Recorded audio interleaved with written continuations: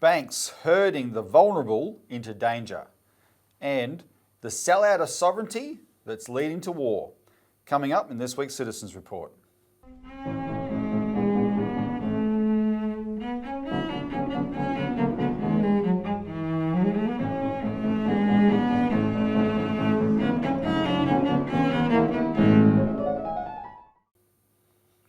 Welcome to the Citizens Report. It's the 20th of January 2023. I'm Robert Barwick and I'm joined today for the first time in 2023 by thanks, Citizens Party founder and leader Craig Isherwood. Welcome, thanks, Craig. Robert. Yeah, good to be back.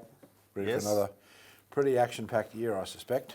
It's already started. What we're going to be talking about, Craig, is we really want to bring home the dangers that are being forced onto people out there by the banks aggressively getting rid of cash and branches and ATMs. And these are real dangers, and the banks want to get away with not addressing it. So we're going to bring that home as part of making people understand why our postal bank solution is so important. And also, there's a really disturbing military build-up in Northern Australia that's making us a target in war, and it's happening because we've given up our sovereignty. And people need to understand this, because if we're ever going to, solve this war danger, we're going to have to reverse these issues. Before we begin, just want to remind people that it's it's the 20th of January now. That's only essentially 2 weeks until the deadline for submissions to the inquiry into ASIC and its handling of complaints, the Australian Securities Investments Commission's handling of complaints. So if you're a victim of ASIC and the financial system, you haven't made a submission yet, please do not put it off, and help spread the word and get other people to do it. We need all the financial victims who had experiences of ASIC to make sure they make submissions to this. So we're going to keep reminding people to do that. The deadline is the 3rd of February. We're hoping we might be able to get an extension, because this is going to be a significant inquiry that goes for 18 months, but they put these deadlines on submissions, and right now it's the 3rd of February. So assume it's the 3rd of February and make a submission accordingly. And to those who are watching, and you know who you are, if I've told you I'm going to help you with your submission, that is definitely going to happen, so fear not. I'm getting ready to do the citizens' parties and yours in the coming week or so. All right, Craig, let's get to business. Banks herding, herding, the vulnerable into danger. And what we're talking about, Craig, is the effect of the banks closing branches and ripping out ATMs so they can stop people using cash and trap us inside the banking system. That's what the banks want to do. But it's not without cost. No. And the biggest, Robbie, when I think about this now, what I would say to people is, if you want to lose your cash, vote Liberal, vote Labor. Because that's what it's boiling down to. This is not an issue of how to handle money and stuff. This is the fact that the political parties, the major political parties, both of them are letting the banks get away with, creating a monopoly. Well, they've already got a monopoly, but creating a dictatorship whereby they're saying the only form of monetarised transaction you're going to have is in our system. Yeah. And that's the key here. We're losing our sovereignty, and I think the points that you've been making recently about this are very important. Cash means sovereignty. Yes. Right? And if you take cash away, you lose sovereignty. That means that you don't have the choices that you thought you'd have or could have, because you're under the control of a banking dictatorship.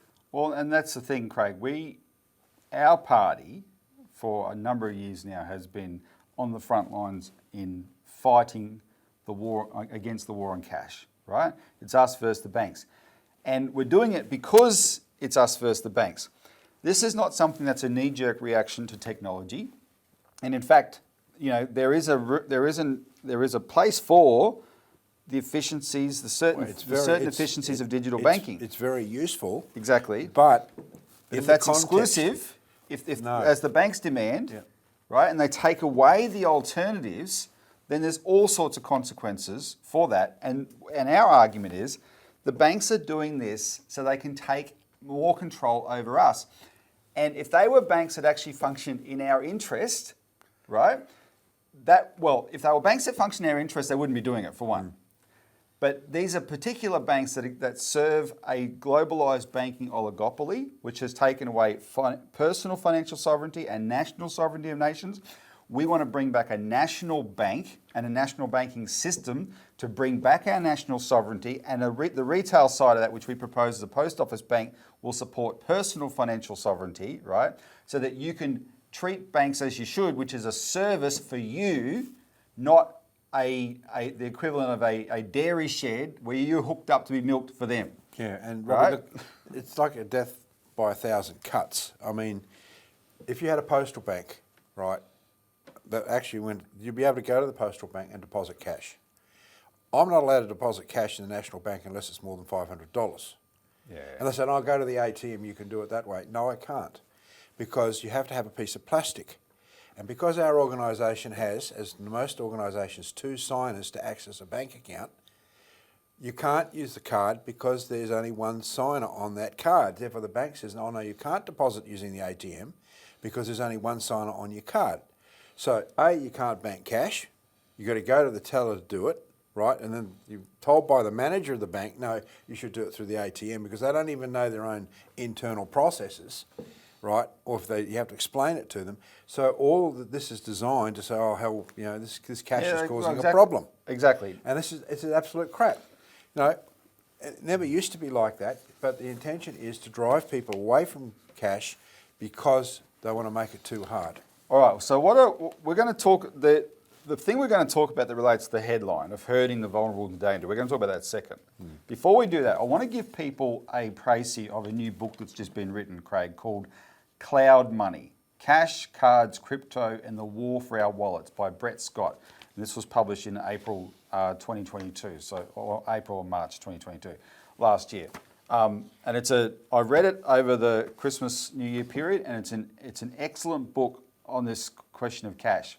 Now, what I found in reading it is I didn't learn anything new about the importance of cash.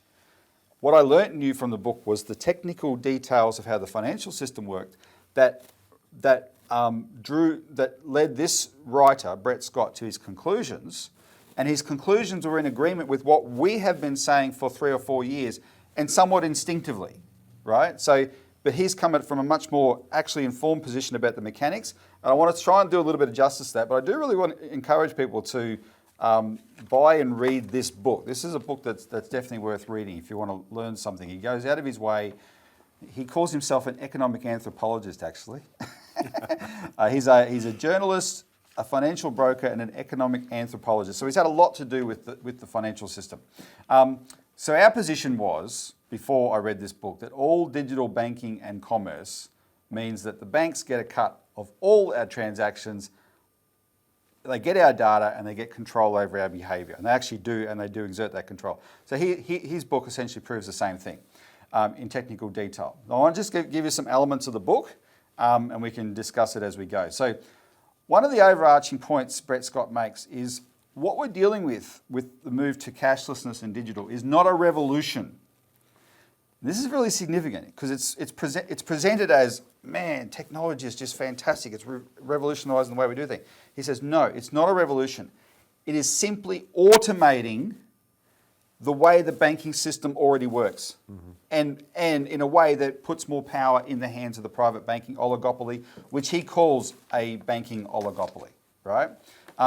It's called Cloud Money. We'll put this picture up that I did a book review in the alert service. We'll put this picture up, which I took from one of the a YouTube interview he did, and it sort of presents the idea that there's those UFO-looking things he's presenting as the globally interconnected banking system, and they're responding to all our requests of permission, and it's essentially permission to transact, right? And they're massive processing, etc. And it's like a big cloud, and they're just hovering over the whole system. And going cashlessness feeds them more and more power and more of everything. Now, so that was his overarching point. It's not a revolution, it's automation of the existing system in a way that gives them more power and control and more of everything. 2, he emphasises there's 2 fundamentally different types of money. Because when people talk about just his list there, cash, cards, crypto, etc. When people talk about all these different varieties of money, he says they're just tending to focus on the surface differences. And in a lot of them, then there's no real difference behind the scenes. The fundamentally different types of money he calls state money and bank money. Now, state money is what the government of your country, which you've elected, which is answerable to you, says this is what is legal tender in our country. And that exists in two forms, and only two forms. It exists as central bank reserves, and that's in the electronic form. And when those reserves, which are essentially IOUs from the state, when those reserves, at the request of banks, are turned, the reserve gets deleted by a certain amount, and that amount gets turned into a physically written promise, that physically written promise is called cash. Right? It's essentially the same type of money, but one is in a printed form, right? And that's what we call cash, and it's legal tender in our country. That's what's legal tender. The other type of money is bank money, right? This is what it's entirely all bank money is digital. It's controlled by the banking system, and really cleverly, he compares it to casino chips, because you go into a casino with cash, but you don't use your cash in the casino. You exchange your cash for chips, and those chips represent money inside the confines of the casino, right? And that's the equivalent of bank money. And he makes this point that even the word cashless is rubbish, because by using the word cashless, the banks, etc., are trying to get people to focus on what's not there. Where he said the reality is, by being cashless, it means you are using exclusively bank money. And he said it would be more accurate to call it the bank chip society instead of the cashless society.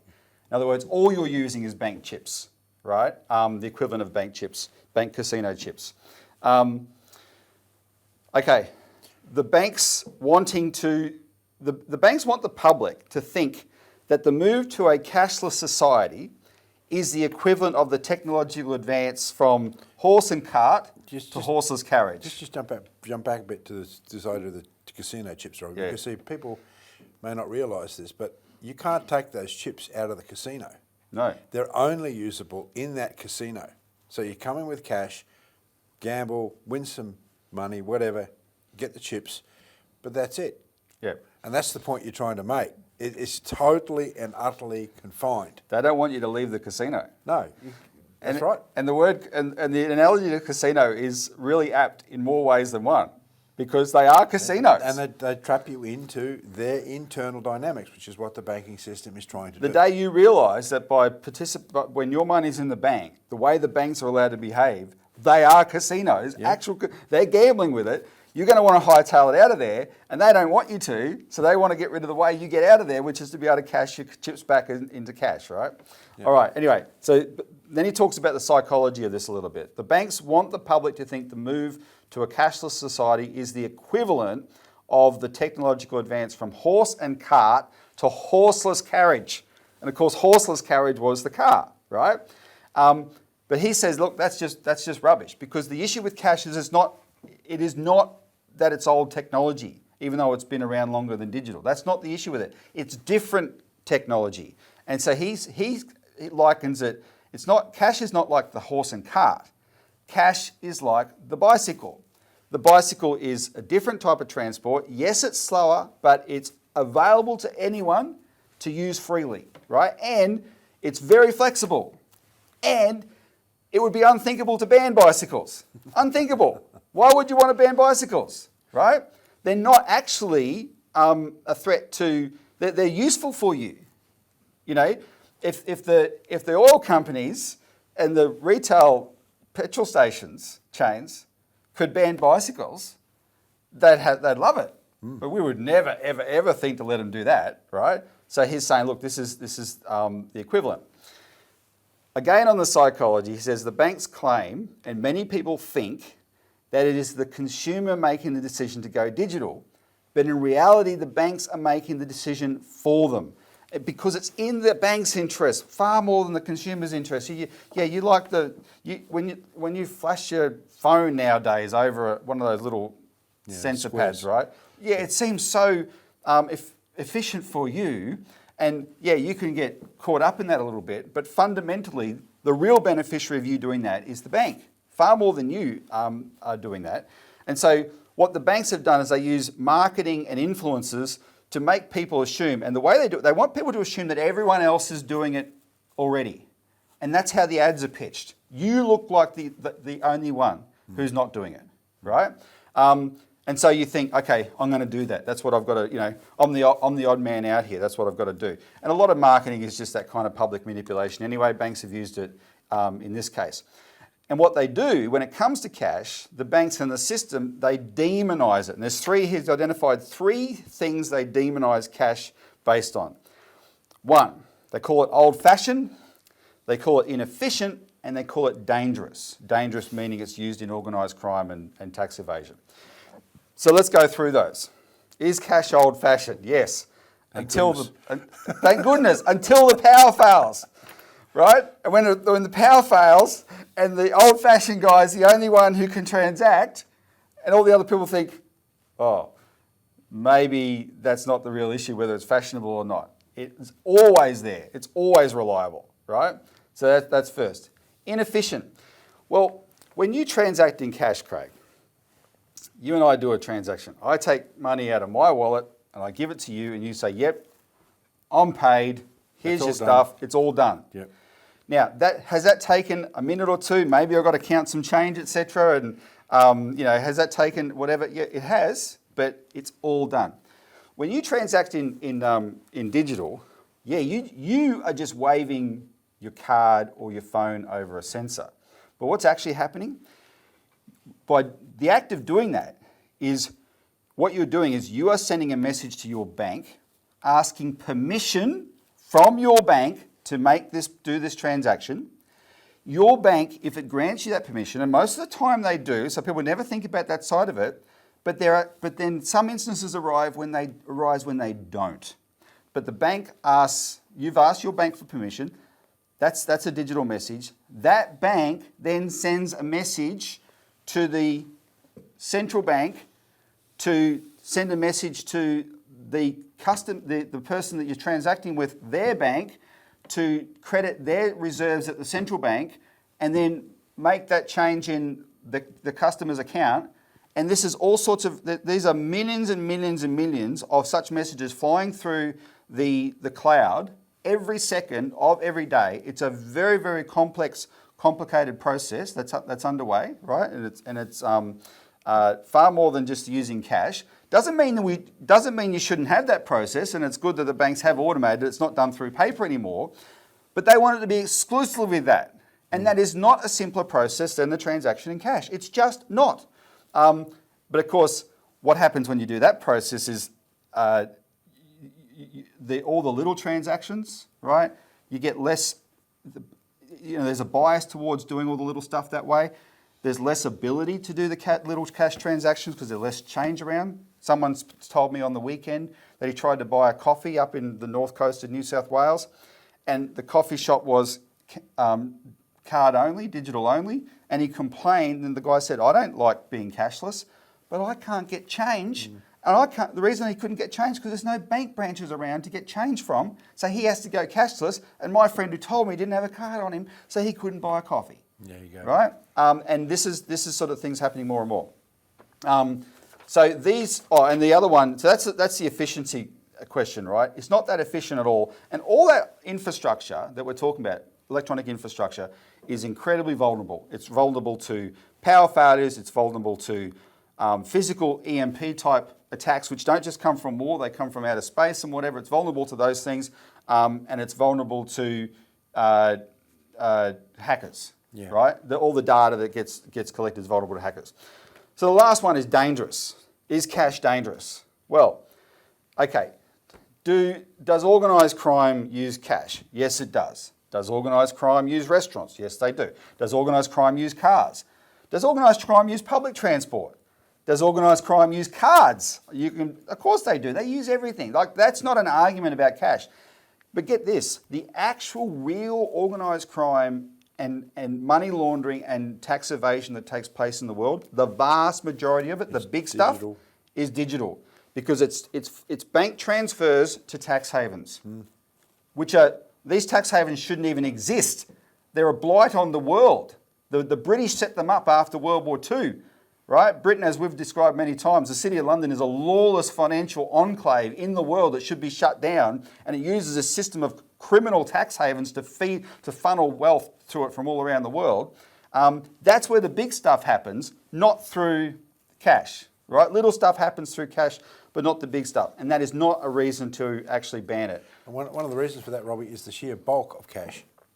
Right? Yeah, exactly. It's got a physical presence, right? Therefore, it has a weight, it has a presence. Yep. And to do a lot of big transactions in cash requires a lot of bulk. Yep. And that's actually a self-protecting mechanism. mechanism. Exactly. It is. If you're going to put $1 million in your car, right, it would be noticeable.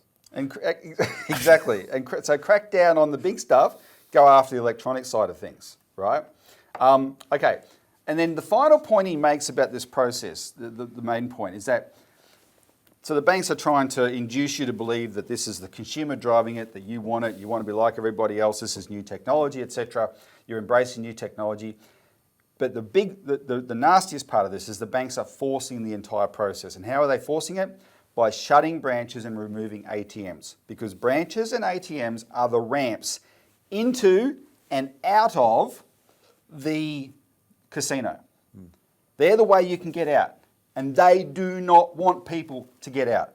And so Martin North, we talked about this last week on the show, Martin North did a survey that showed there's more demand for bank branches in regional Australia than in metropolitan Australia, but that's where the banks are shutting down most of the branches, in regional Australia where there's more demand. But there's also more cash use in regional Australia. And that's why the banks are shutting the branches. They want to stamp down on that cash use. They do not want people being outside their system. They don't care about the impracticalities of it. This is where the government is allowing them to get away with just being total bastards of people, and they're abusing their oligopoly status to do that. But they don't care, right? And so Brett Scott makes the point, when you use cash, the transaction is done. When you transact digitally, there's an enormously complex process happening in the cloud, which we talked about before, whereby what you're doing is requesting permission from your bank to buy something, which means your bank sends a digital message to another bank to settle the deal. All these other gimmicky payment apps like Afterpay and PayPal and all those sort of things, all they are is more middlemen in that process. Complicating things. Robbie, Very much. We had an incident in our own organisation where PayPal changed their terms and conditions. Right. And they changed the country where the payment went to. Now, for a $30 transaction, the ANZ Bank happened to pick this up, and it put a stop on the credit card that we were using in order to be able to do it. Now, they sent an email, they sent an SMS to the cardholder, who happens to be one of our directors, but she is very suspicious of all the scams that are coming from mobile phones and so forth, and she just ignored it, which was the right thing to do. Yeah. So what happened is this created an absolute chaos, because PayPal says, oh, your card's not available, we'll take it from somewhere else. So then they took the money out of another bank account of ours, and I look and say, where's this money? Why is this money coming out? $30, you know? This has never happened before. This is PayPal. And this person that we're paying, we've done this 5,000 times before. Why is this happening? It took 2 days to get to the bottom of it, right? And it wasn't the bank chasing us up. It wasn't PayPal chasing us up. It wasn't our supplier that was chasing us up. We had to do all that work, and it took me over 2 hours of tracing back to find out what had happened.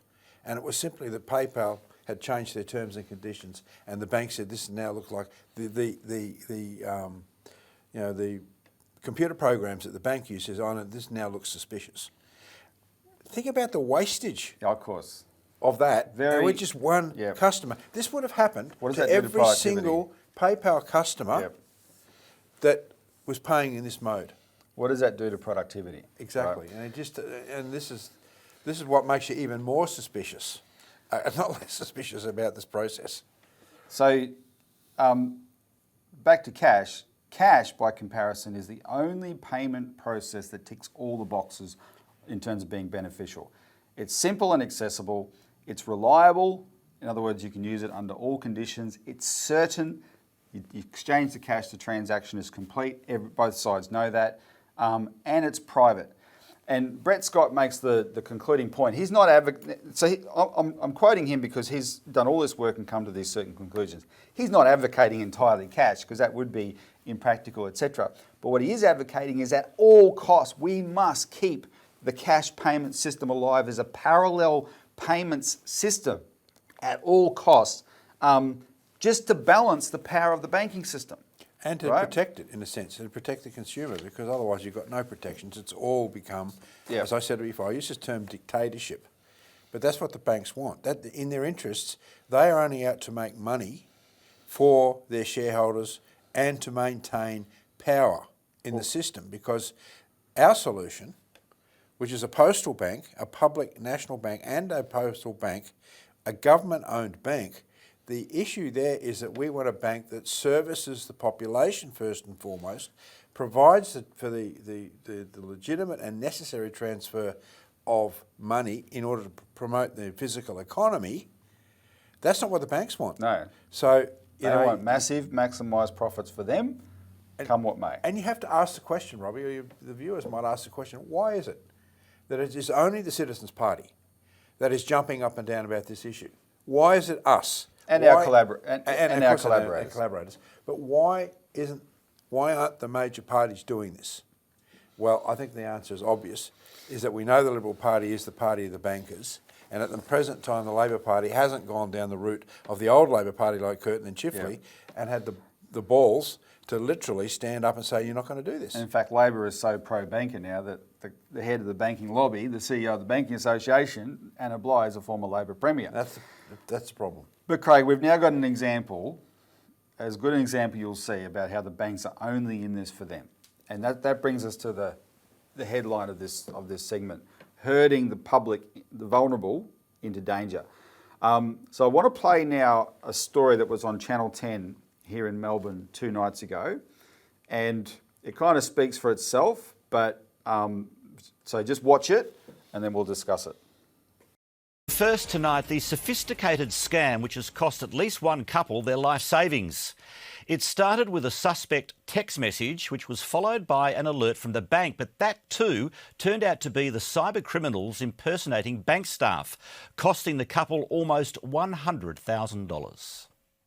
After decades of hard work to build a nest egg, it vanished in an instant. Your stomach drops, to think that that's just all gone. James had just returned from a weekend away when he received a text from someone claiming to be Uber. He then received a series of messages purporting to be his bank, Westpac. And didn't really think anything of it until an hour and a half later, Westpac, under their text thread where I'd received all of my previous texts. The number matched Westpac. So did the series of further messages and calls, which talked the first home buyers through 3 transactions. Hello there, my name is Martin Moore, calling you from the Westpac Fraud Prevention Team. I moved my funds into what I thought was going to be my new account.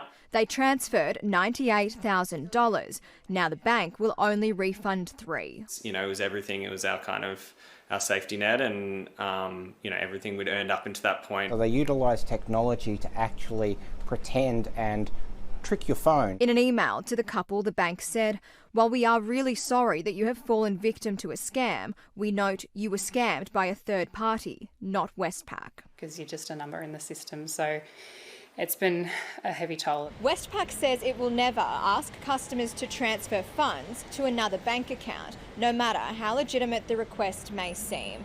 If you're ever in doubt, call back on a publicly listed number. Our company has 20 to 30 of these reported every 2 to 3 days. The ACCC is urging consumers to be wary, but is also calling for the financial sector to do better. Financial firms are in a unique position to assist with these efforts. Investigators believe the couple's funds have now been transferred offshore and converted to crypto. Obviously, on my part, there's a lot of guilt there. They're now working with a financial dispute company to negotiate a resolution. Rebecca Powell for 10 News First. So, what you got there, Craig, is, first of all, let me point out, it's a young couple, clearly comfortable with online banking and telephone banking and that world. Clearly comfortable. I'm fairly comfortable with it. And my daughter She's very comfortable with it, right? She's Maybe too comfortable. too comfortable with it. She's now at the age where she can do all. They understand the apps, etc. They can do all this sort of thing. It's second nature to them. It's not scary. It should be more scary than it is, to be honest. Anyway, but they are a sophisticated couple. I'm not going to say they're computer nerds, but they clearly know the technology. They're comfortable with it. Yet they could not see a scam that has ripped them off of $100,000. And this is the bottom line. It is in Westpac's... Now, that young couple like banking online, or they thought they did until now. But it's in Westpac's interests to have them and all of its customers banking online. That's in Westpac's interest. But now they are online and exposed to that scam and get scammed. What did Westpac say? Not our problem. We'll give you $3,000 of the $100,000. Exactly. Go away. 3,000 of 100,000, go away. Now, Westpac, NAB, Commonwealth Bank and ANZ are currently herding up all their elderly, vulnerable customers, many of whom have a few pennies, by the way, and saying to them, we want you to go online. You go into the bank. We know from first-hand accounts, the bank staff are under direct pressure from their management to sign people up, register them to online banking, all these old elderly people, right? So now they're in online banking, not because they want to be. It's uncertain to them.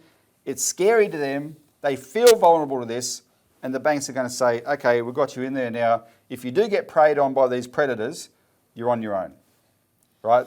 And then what's the other part of the equation, Craig? When it happens, and you've realised you've just been had, right? The most straightforward way to try and start addressing it would be to get out of your house and go down to the bank branch and talk to someone about it. And in all likelihood, that bank branch ain't going to be there because the bank shut it down. And you will be stuck on a phone for hours and hours and hours waiting for someone in some call centre somewhere. And then you might be thinking, how do I know this number's not a scam too? Because those poor Westpac customers, they were getting their text messages from the same number they get from Westpac, right? I mean, this is so it's not about that technology shouldn't be used. It shouldn't be forced. And what the banks are doing by shutting branches is forcing it. Now, what is it? We're 30 minutes into this show, Craig, and I was tempted to play a bit over 30 minutes. I was tempted to play another video. I think we don't have time for it, so we're not going to do it. But I want to describe it, and then we're going to put a link below. There's an ex-NASA engineer who does it named Matt, I think, Rober. He does these fantastic videos. They're sort of entertaining for kids. He does all sorts of engineering, gimmicky stuff, etc. But he got involved in trying to take on an internet banking scam run out of India. And the link we're going to put below, please take the time, when you get a chance to the viewer, take the time to click on it. We'll have it queued up to the right spot. And this guy, Rober, is going to describe this particular internet banking scam. And you'll be blown away at how sophisticated it is. Absolutely blown away. So just watch the 5 minutes from the where we've queued it up, right? You can watch the whole lot if you've got time, and please do it. It's very entertaining. And the thing about this, Robbie, these scams are so lucrative. You know, 100%. you're talking $4 billion in Australia alone. Therefore, they can afford to be sophisticated, and they'll keep coming out with more and more sophisticated Well, programs. the $4 billion is what that Channel 10 report said the ACCC made a statement about it, right? The ACCC has pointed out that guy who said that he's getting 20 or 30 of these every few days, the ACCC said, look, this is $4 billion. This is running at $4 billion a year, this type of scamming of people. $4 billion. And the banks are taking away people's defences from that, right? And Matt Rober makes the point in this doco that people should look at. Who are the biggest targets? The elderly, because they can be very, very trusting. So this brings us back to the postal bank, Craig, because this all does underscore the importance of it. It isn't there to maximise profit. It is there to serve customers. And because it will always, our proposal for a postal bank is every post office in Australia will be the branch of a government bank that provides full banking services. It will pay for itself because it's a bank, It won't maximise profits, but it'll make a profit. It'll pay for itself. The government could even get a dividend back from it. It'll And more make so much importantly, money. Robbie, you can say to its customers, no, if you feel uncomfortable about going into the digital world, it's fine. We're Yep. still going to have these services. We for will you. give you passbook We'll have accounts, do old- everything. We'll have old-fashioned money. We'll have old-fashioned passports, passbook accounts. Yes, it's not efficient. But as to generational change means when you're talking about your daughter, it means that passbooks are going to become less and less used, and they'll get phased out by a process of attrition over time. You don't have to worry about that. But when you've got a private system, a private banking system trying to maximise profit, they say, oh no, these things are very inefficient, therefore we've got to get rid of them, only because of their profit motive. Exactly. Take the profit motive away, have a service motive instead for the general welfare and the public good, and you have a completely different outlook on what banking should look like. And that's it'll pay for itself. And that's why you have other policies like Glass-Steagall, separating out the speculative side of banking to the actual real necessary retail side of banking. There's a whole raft of policies that have been completely destroyed in the last 40 years that used to protect customers Yep. against the ravages of the private banks. But we're talking about a dictatorship that's out of control.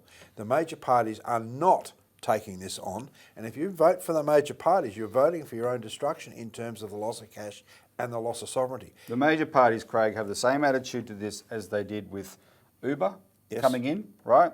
Uber Buyer is beware, predator, caveat emptor. exactly, predatory operation that came in, never made a profit, but was funded by the Saudis and Google to... What it did is it saw all this value locked up in these taxi licenses that, yes, some were owned by corporations, but plenty of them are owned by people who'd worked in the taxi industry their whole life, and that was their retirement, etc. And it wasn't their fault, that was the license system, but that's what it was. And the governments just said, oh, this is new technology, yeah. Because you have an app called Uber, you drive a car, you don't have to follow the same rules as the taxis do. And they bankrupted the whole lot. And now instead of you getting a cab in the city of Melbourne and you paying cash, and that cab driver keeps the cash that you pay him to pay for his car and pay everything else he does, when you go catch an Uber, it's all done. Talk about the complicated system we're talking about. So you've asked permission from your bank, right, to catch an Uber, and your bank has said, yes, you can catch an Uber, and Uber has given you permission to catch an Uber, and the driver comes and picks you up, and then you do the trip, you're supposed to rate the poor guy, and then when the payment is made, some of it goes into that guy's bank account, a third of it goes to Uber's account in the British Virgin Islands, so they can avoid tax. And that's 1/3 of that transaction not staying in Melbourne, helping the Melbourne economy, being ripped out of Australia, right? Just siphoned out every day someone uses an Uber. That's a big difference. Every time you use the old cab system, all that money stayed in Melbourne. Now 1/3 of it is being siphoned out to a place that pays no tax, and the politicians are just gullible arseholes, all on the take. And they applauded that, yeah, until some smarter ones like the Mayor of London said, this is crap, the Chinese banned it, everyone who actually paid attention banned it. And we all said, no, my convenience is all that matters. No, we've now got a system that just funnels money out of Australia, and they all clap that in, and they're clapping this one in because for the same reason, give the banks what they want, stuff what's really happening, what's really good for the consumer, what's really good for Australia, right? So that's their business. We know they're full of it, and that's all. I hope the viewer has a better sense now of why this is so important to fight. And I'll make two other final points about the postal bank. One is it provides a safe place for people to do their banking, safe from all this stuff, right? Or nothing's ever perfectly perfect, but infinitely safer. And if we get it up, it would be a massive shock to the banking oligopoly, and they will think, oh my God, this has backfired on us. We do not want to lose legions and legions of customers to that public bank. We better cut the crap. We better keep branches open. We better stop trying to get rid of cash. We better serve our customers or we're going to lose them all. And Robbie, look, there's plenty of examples of postal banks that are biggest in the world. It's Japan, Kiwi Bank, other places. There's many of them around the world because exactly that reason is they do represent this safety mechanism. And I really have to applaud the banks for going down this road, really trying to ban cash, because it's drawing out more and more support. It's helping our campaign. For the postal bank, it's helping our campaign enormously. The more they do this, Yep. the more the banks are being shown up for what they are, but also the political structures are being shown up for what they actually represent. So the more the banks are on the nose, the more the major parties are on the nose, because they are not fighting against this, Yep. unlike the Citizens Party. All right, so the 6th of February, Craig, is when the Parliament resumes this year. And in that first week, we're going to try and get up an inquiry, the inquiry we talked about last year into the Rural and Regional Affairs and Transport Committee, into the closure of the crisis in regional bank branches. So we'll put out a statement next week, and look for that statement on our website. Start making contact to your Member of Parliament, especially your senators. We're going to want everyone to start contacting all the senators in their state and start hammering on this issue, so that when they have to vote on that inquiry, they all decide, yeah, we better support this and look at the whole thing. So just wait for that. All right, before we run out of time, let's move on to quickly to the next subject. The sellout of sovereignty that's leading to war. And Craig, I just want to do a call out to what we're going through is based on an article by a very experienced Australian peace activist, basically named Bevan Ramsden, and it was published in Pearls and Irritations. And Pearls and Irritations is an online blog run by John Menadue, who's the former Secretary of the Department of Prime Minister and Cabinet under Gough Whitlam and Malcolm Fraser. And you and I, often talk about the fact that we got to collaborate with Malcolm Fraser in his final years there. And that was a really great experience, being able to go and visit him and have those conversations. It's very interesting when you talk to people face to face, and instead of taking a third-hand account through the media. That's right. You end up learning a lot more when you can get to talk to someone face to face. And Malcolm Fraser was someone who, with all his experience, was really, really concerned about this question of Australian sovereignty, selling out to the United States war machine, and that's pushing for a war with China, right? And that's why we got to know him. So John Menadue was a good collaborator of Malcolm Fraser as well. And this blog he does, Pearls and Irritations, is an exceptional blog, and it's unique in Australia what he does there. I encourage people to look it up. And John's actually appealing for people to, in a sense, subscribe or sign up to monthly donations, etc. And I encourage people, if you can do that, please do that. It's essential that someone with his contacts, who's willing to, like, he knows how government works. He was the top bureaucrat in Australia for years. He was the CEO of Qantas in the 80s. He was Australia's ambassador to Japan. He knows the system. And he has organised around him the contrarians with experience who are saying this direction we're taking is national suicide, right? And an example is what we're about to go through. So people may or may not realise, we better be brief on this, but people may or may not realise, Craig, that there's a massive military build-up in the Northern Territory, and it's not by us, it's by the United States. And it is huge, and it's a preparation for war with China. And it's kind of crazy because you can see the current government is trying to improve things with China. They're really hoping we can get our wine exports flowing again, all those sort of things that were beneficial for Australia. But the flips, while they're trying to do that, it's all being undermined by this massive build-up. Bevan Ramsden in this article goes through this massive military build-up in the Northern Territory. It's not happening under ANZUS, the post-war treaty that has given us an alliance with America, which is not as strong as people think it is. It's not happening under that. It's not even happening under AUKUS, which is this joke covering the submarines that when they announced it last year, remember, Biden couldn't even remember Morrison's name, that fella down under. Get off your knees, stay on your knees, that fella down under. But it's happening under something called the Force Posture Agreement. And this came out of Gillard's deal with Barack Obama. Almost all the problems that we've had with China can be traced back to 2011 when Barack Obama came to Australia. Gillard hosted him and he announced America's pivot to Asia. And what it meant was, we, America, have put a lot of effort into the Middle East for the last few decades. We've ruined the place, literally ruined the place. It's been a disaster. We're now saying, actually China's a bigger threat than all that. We're going to take 60% of our total military firepower and pivot it to Asia, to put in China's face. And everything, that sparked off everything else, right? This happened before Xi Jinping. A lot of people say, oh yeah, China was great until Xi Jinping. No, this happened before Xi Jinping.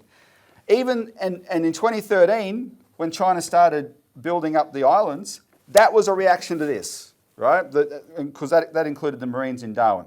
So we agreed to this pivot to Asia, and that led to this negotiations with America that came up with this Force Posture Agreement. It's called FPA, and it was signed in 2014.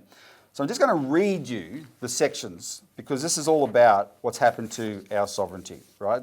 Just listen to these Article 4 and Article 7 of this Force Posture Agreement. Robbie, what about Article 1? That's incredible. With full respect to Australian sovereignty and the laws of Australia, United States forces and the United States contractors shall have unimpeded access to and use of agreed facilities and areas for activities undertaken in connection with this agreement. Unimpeded. Unimpeded. Where's the sovereignty in that? Well, that is, so, well, they think they've covered it because they open that with this little bit of lip service. With full respect, yeah, we respect your sovereignty. You won't tell us whether we can access our bases or not. No. Oh, really? Right? So that was the first part of that, of Article 4. The fourth part, Australia hereby grants to the United States operational control of agreed facilities and areas.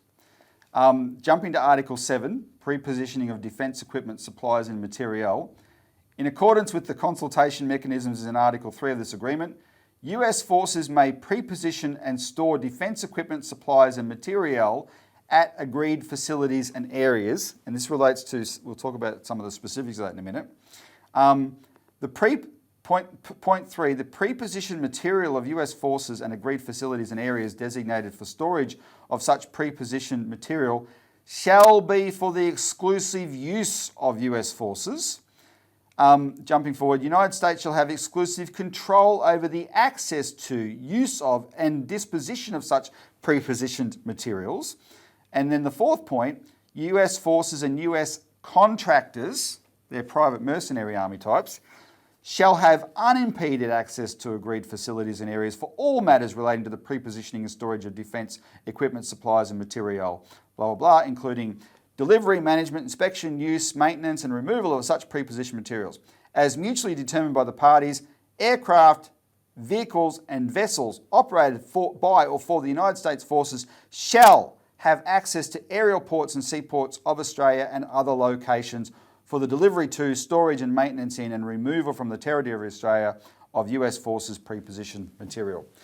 And what that means, Craig, is covers things like we're expanding the Tyndall Air Force Base up there in the Northern Territory, massively expanding it to be able to position a number of US B-52 bombers, which are the long-range bombers, and they're nuclear capable.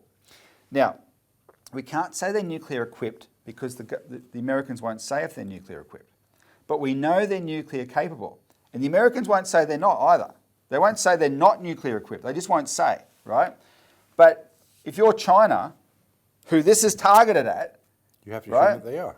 You're going to assume that they are. Yeah. And so what this does, it paints a bigger and bigger target on Australia, and it's happening in a runaway way because of this Force Posture Agreement. Once we signed it, they've got the rights to it all, right? That's what we're dealing with in this country. And so we wanted to bring that to people's attention. It'd be really important. You can either read the article we've printed in our alert service with permission, or go to that Pearls and Irritations page and read. We'll put the link to this Bevan Ramsden article below.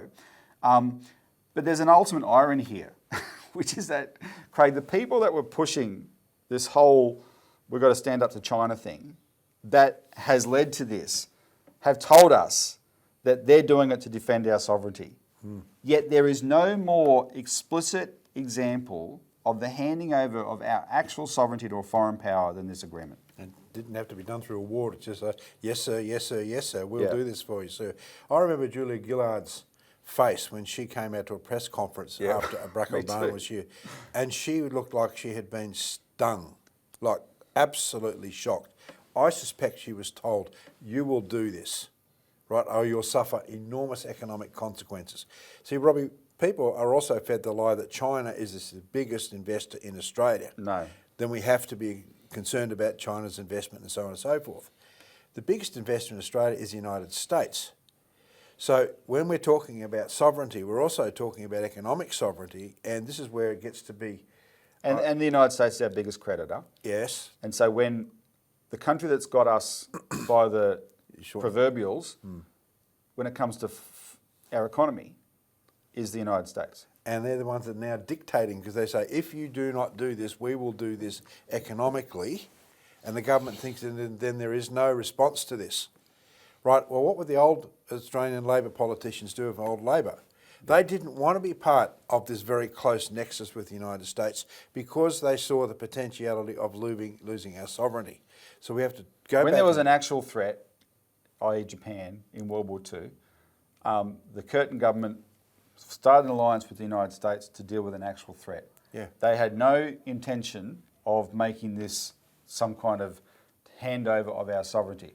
But you might remember, Craig, Malcolm Fraser made the point to us and in his book, Dangerous Allies, the problem for Australians is actually psychologically, we've always been this way. It's the United States now. For most of our history, it was actually the British, right? We are used to, we've never been truly independent, was Malcolm Fraser's argument.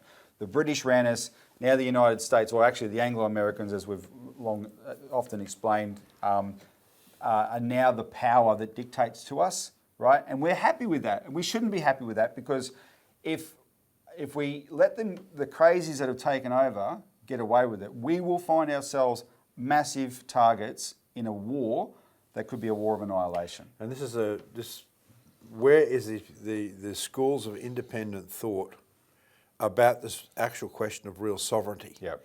Where are the schools of independent thought that look at the battles between the initial American revolutionaries against the British system? What is the issue there? The issue was that King George III was using economic policies to destroy the United States, the young nascent United States at that time. Didn't want them to have their own currency. Exactly. Didn't want to allow them to control the steel production and the means that they could use the necessary raw materials in order to be able to build their economy. It comes back to this issue of the question of the economic theory, and where is the alternative economic theory relating to the opposite of British free trade? The policies that destroyed our nations, like the American system of political economy, which is actually something that's very, very good, that built the American system is something that we promote, where you actually support manufacturing, you support the credit system. You invest in your infrastructure and your manufacturing with national credit. Where are the national schools and the universities studying this? They don't exist. Why? As soon as someone puts their head up to start to study these alternative systems, they're smashed to pieces. In fact, you get taught from the very professors in the economics department, oh, you can't think about that. That's rubbish. This is not the system that we are going to promote. So we're talking about a pretty ingrained system here, but this is where we represent, in terms of the policies, our publications, we put out the material that people need to know, and there is a wider body of thought of activists out there that we tend to coalesce around in order to be able to get this message out. So, I mean, this is why we keep coming back. You vote Labor and Liberal, you're going to destroy yourself, your country and your cash. Right, it's as simple as that. That's true. And sovereignty starts with financial sovereignty for the individual and the nation. That's why we need to keep cash and have a postal bank. All right, Craig, we'll leave it there. Remember, on my reminder on the ASIC inquiry, 3rd of February, help spread the word for that, and look for our statement next week to get people to start making phone calls and send emails to senators for the inquiry into the regional banking crisis. Thanks for joining us, Craig. You're welcome. Thanks to the reader for Thanks to the viewer for tuning in, and tune in next week for the Citizens Report.